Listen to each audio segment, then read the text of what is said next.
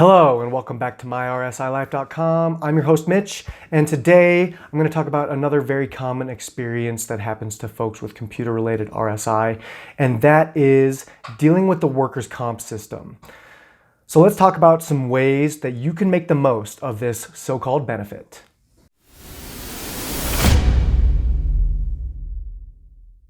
Before I really get into it, I need to preface this by saying that workers' comp laws vary widely by state here in the United States, and I certainly don't know much at all about workers' comp and workplace injury laws in countries outside of the United States. Fortunately, I'm not talking about the law here in this video, so this should still have a lot of useful information for folks with computer-related RSI.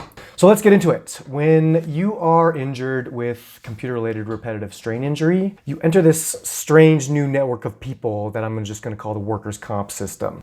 And it starts by reporting your injury to HR or your boss, and hopefully they tell you to go to the doctor. Right off the bat, HR becomes more involved in your life. Great.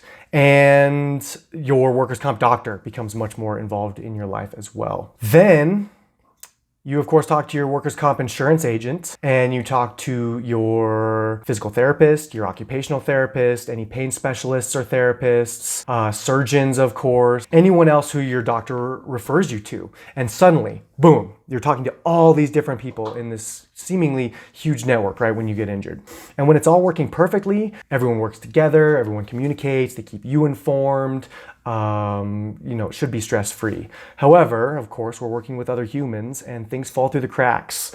If someone's not paying attention, things don't go so smoothly. So to a lot of people, me included, the workers' comp system just seems like an endless mirrored maze of red tape and confusion and miscommunication, especially at the beginning of your journey when you're just learning who all these people are and how this system works. However, the treatment that I received in the doctor's offices themselves was spectacular, so it's definitely worth your time to make the most of your benefit. Here's a checklist of tips that can help you make the most of your workers' comp benefits. I'm going to talk about 5 things. Number 1, keep your goals at the forefront when you are doing your workers' comp activities and interacting with the folks in this network. Remember that these folks are very knowledgeable and talented, and that knowledge and talent is available to you as a benefit, but they don't know your life and your needs. So you need to keep alert, you need to advocate for yourself, and don't just go through the motions when you are going to your workers' comp stuff. Keep your own goals at the forefront. Okay, tip number 2, request copies of everything, every single appointment. Request confirmation via email when you're on the phone. Requesting copies of everything comes in handy when one party or the other is just slow with sending paperwork, and I found that it's just faster to facilitate communication myself. This tip also includes taking pictures of any documents that you may have handwritten in the office. A lot of times you go to the doctor's office and you have to handwrite things. Take pictures of that stuff before you let go of it. For example, here's everything that I compiled, all of the physical copies of stuff that I collected over my workers' comp experience, which was 10 months in 2020 and 2021. And this doesn't include anything digital. This is just the paperwork. Okay, so that's tip number 2. Tip number 3, expect to use your hands or devices when you enter your workers' comp treatment offices and doctor's offices. Like I said before, you're going to have to fill out paperwork when you get there. You may have to use a device to look up your past emails or communications or documents and things. So my first recommendation with this kind of risk is to first budget your hand and device time in advance and don't use your devices till you get there. That's a good tip for anyone kind of further along on their recovery journey and actually can handle using a device. But if you are in extreme pain and need help, then you need to ask the office staff or the doctor themselves to fill out the paperwork, and you can dictate to them. And then you ask them to make copies of the paperwork and send it to you, or ask them to take a photo with your device. People are there to help you, so ask for help if you need it. Okay, tip number 4. Don't be afraid to just pick up the phone and call people. One of the ironies here is that you can exacerbate your RSI symptoms just by communicating with your workers' comp network. And that's the last thing anyone wants to happen. So it's perfectly normal and acceptable. In my case, I did this all the time. Just pick up the phone, call your workers' comp insurance agent, call your physical therapist and say, hey, here's what we talked about, or here's what we need to talk about. And then ask them, can you follow up with notes via email? Or then you follow up with your notes via email with your voice. But anyway, use the phone, call them so you don't exacerbate your RSI symptoms by texting and emailing. Okay, tip number 5. Don't drive if it exacerbates your RSI injury.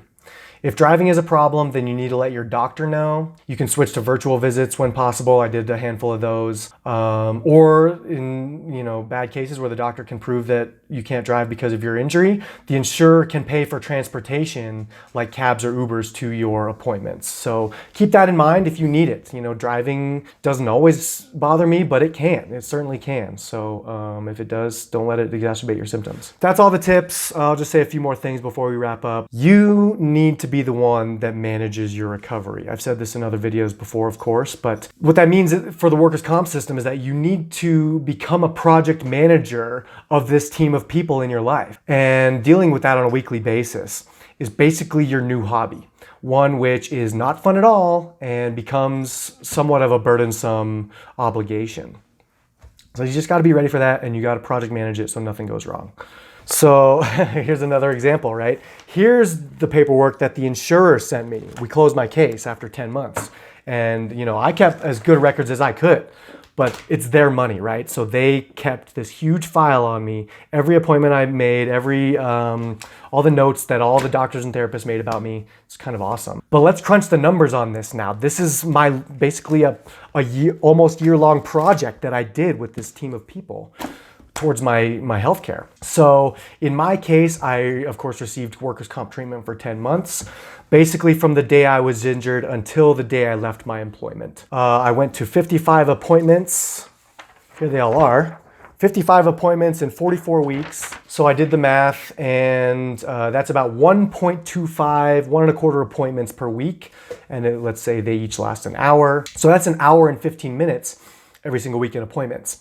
Plus, it takes 40 minutes to drive round trip, 20 minutes there, 20 minutes back. So in those 10 months, I spent just about 2 hours per week driving to appointments and attending those appointments. And that's a lot of time every single week. And that doesn't even include the time spent at home calling and emailing these people. However, let's think about it another way, right? I got essentially an hour and 15 minutes of free medical care every single week that year. It's a pretty amazing benefit. But in your state of chronic pain and your frustration at getting, not enough work done, you're getting behind, you have to leave work to attend these appointments in most cases. And that adds stress on top of dealing with the workers' comp system, on top of dealing with your chronic pain and your injury. So it can be really easy to be discouraged and think to yourself, what's the point? So that's why it's incredibly important to stay on it. Stay focused on your goals and work really hard at these workers' comp healthcare sessions so that you know it's worth it because you're making it worth it. All right, that's all I got for you. Thanks again for watching. Tune in next week.